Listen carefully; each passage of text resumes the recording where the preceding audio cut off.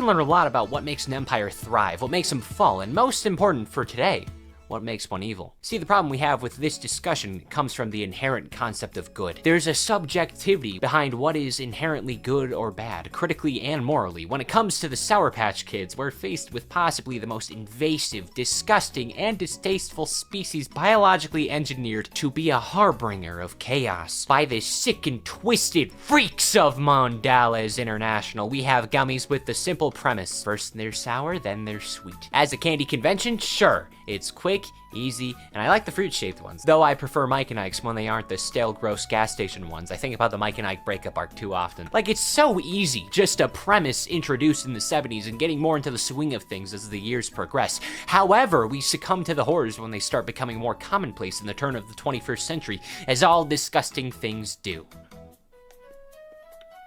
And the GameCube. First off, the different kinds of Sour Patches leave me wondering. We got the typical bunch, fruit ones, segregated ones, mutated ones. You can even get a 5-pound bag of watermelon ones that if I had a time machine, the first thing I would do is force a Victorian era person to eat all of it in one sitting just to see the aftermath. Then I would look into doing Mr. Beast challenges during the Great Depression with half the budget because inflation deflates in the past. Like all American snacks, the Sour Patches are creatures forced into life that we all gotta endure. But unlike Cinnamon Toast Crunch or Crave, creatures okay with cannibalism and keeping to themselves. Unlike the Pop-Tarts that really added to my seasonal depression last month, and unlike that one bottle of Coca-Cola that simply despises Pepsi, Sour Patch Kids are latched onto our lives and cultures. This is our problem now. Based on what we know about these gummies, but also not really gummies, they possess nothing more than a painful existence where they are objective liabilities to everybody around them. It became so much of an issue that factories began shrinking the creatures because they have some stuff that they were doing beforehand that makes everybody uncomfortable. In the average commercial, they'll do something bad, then they'll do something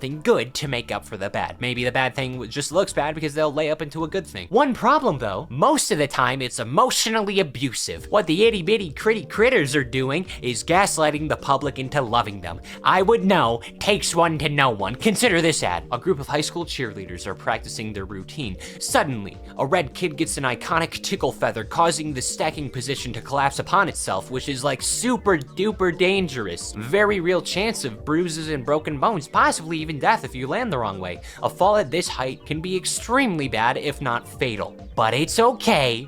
It's sorry. Yep, they can fake empathy and to try and hug it out as a way to make up for their horrible misdeeds. So that's a whole other issue because, like, that's manipulation. That is bar for bar what controlling someone and their perception of reality is. Like they cut off at least a year's worth of hair off of this poor child,